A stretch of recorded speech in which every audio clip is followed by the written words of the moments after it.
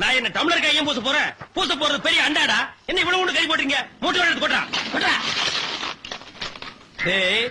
இப்ப அண்டா வரப்போகுது. இது வரைக்கும் நான் பெரிய சைஸ் அண்டாவுக்கு ஈயம் பூசுனது இல்ல. நான் அண்டாவுக்குள்ள ஈயத்தை எடுத்துட்டு உள்ள போன உடனே இப்படி சுத்தும் போது நீ இப்படி சுத்தணும், நான் இப்படி சுத்தும் போது நீ அப்படி சுத்தணும். ஏன்னா ஈயம் பூசுன மாதிரி இருக்கணும், பூசாத மாதிரி இருக்கணும், பார்த்தா பழிர் இருக்கணும். இதெல்லாம் தொழில் நேக்குமா? என்னையா அது? உண்டா அண்டாங்க. முதல்ல இத பூசு, இத வர. இந்தா இத பூசு.